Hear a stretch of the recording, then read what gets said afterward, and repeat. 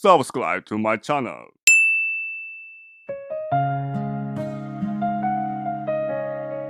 Yeah. Kaibigan, iyo bang naramdaman ang palaging pagod? Mabigat o matamlay na katawan, minsan naramdaman mo nag-iisa ka lang sa mundo.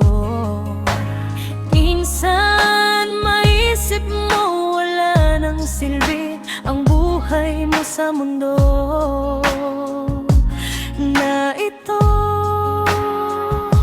Kaibigan, huwag kang mag-alala, hindi ka nag-iisa. Siya, ako, sila, ganun ang nadarama noon. Kaya huwag mong hayaan magandang gawain mapigilan at tanggapin. Pagkain, inumin, gawain na mas makalala o makasira sa naramdaman natin.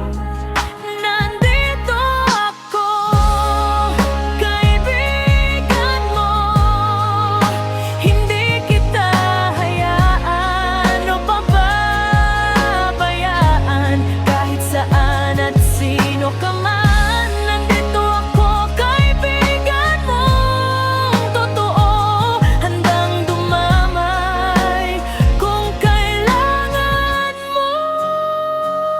Mahal na kaibigan, alam ko lahat iyong makayanan. Huwag kang mag-alinlangan, ako lapitan. Lalo na ang kataas-taasan na siyang nagbigay lahat ng ating pangangailangan. Physical man o spiritual, huwag hayaan ng isip matalo sa tiyan. O naramdaman, sikapin mo ang tiyan. O naramdaman, matalo sa isip mo. Huwag kang magpatalo, magpatukso sa mga bagay na sa katawan at sa kataas-taasan. Hindi nila gusto at makakasira sa'yo ng husto.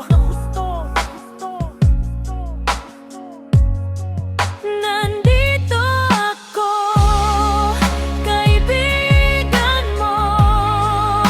Hindi kita hayaan o pababayaan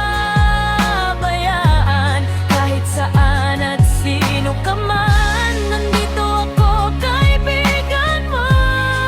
Totoo, handang dumamay kung kailangan mo.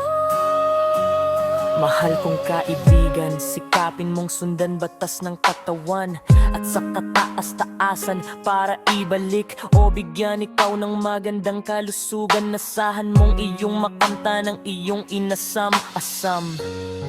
Nandito ako, kaibigan mo.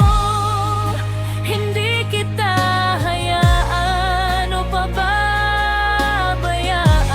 kahit saan at sino ka man. Nandito ako, kaibigan mo. Totoo, handang dumamay kung kailangan mo.